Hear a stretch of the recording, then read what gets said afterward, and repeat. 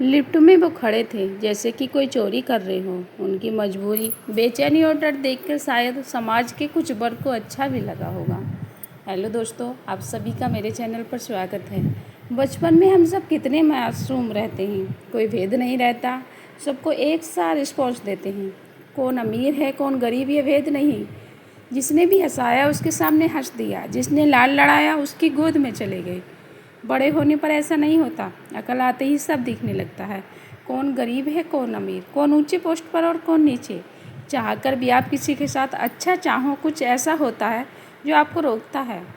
आपके और दूसरों के अनुभव, आपकी दौड़, आपका काम, तो कभी मजबूरी। बुरे लोग कुछ होते हैं लेकिन उनके द्वारा किए गए असर समाज के एक बड़े वर्ग पर पड़े। वो कहते हैं ना, गेम के साथ। मैं एक कंपनी के ऑफिस में काम करती हूँ। ऑफिस की बिल्डिंग में बहुत सारे दूसरे ऑफिस भी हैं। अभी कुछ दिन हुए मुझे ज्वाइन करे। यह मेरा पहला जॉब ही है।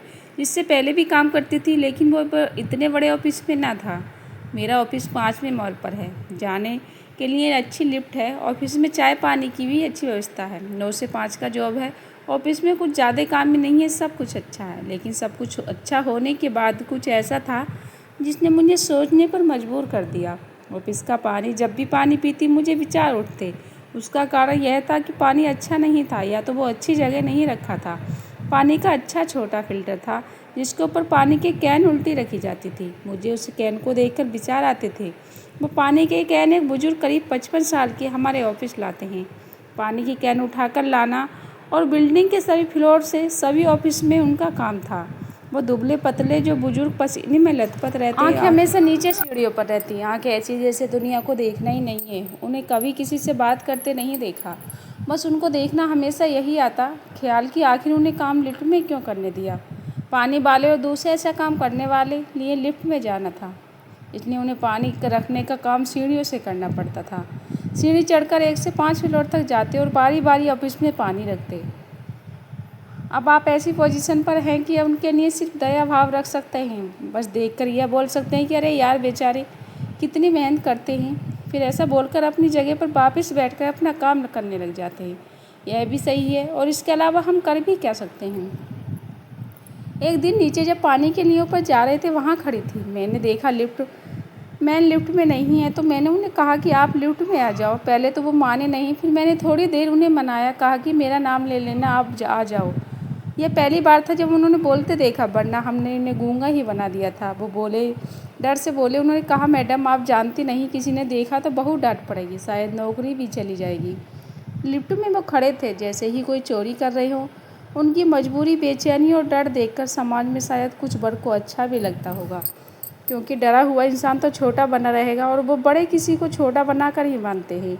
मुझे उन्हें देखकर उनकी प्रति सहानुभूति आई, और फिर दूसरा विचार आया कि भगवान कभी ऐसी मजबूरी में किसी को न फंसाए।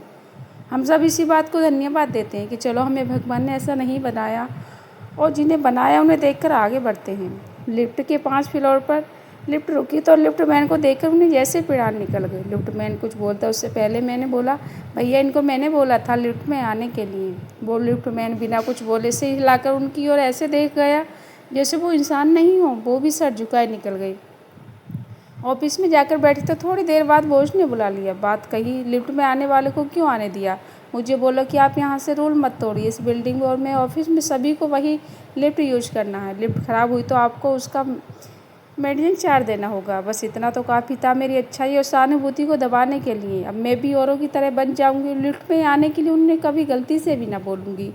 समाज हमें कठोर बनाता जाता है। यह कठोर उन बुजुर्ग जैसे अच्छे इंसानों की वजह से नहीं बनता, उन्हें तो यह बेवजह सहना पड़ता है उन लोगों की वजह से जो ऐसी व्यवस्था बनाने के लिए मजबूर करते हैं। हमको ये सब देखना होता, अभी तो मन में सहानुभूति, दया और भाव क्या पता जाते हैं ख़त्म हो जाए। एक लाइन अक्सर लोग कहते हैं, भलाई का ज़माना नहीं है।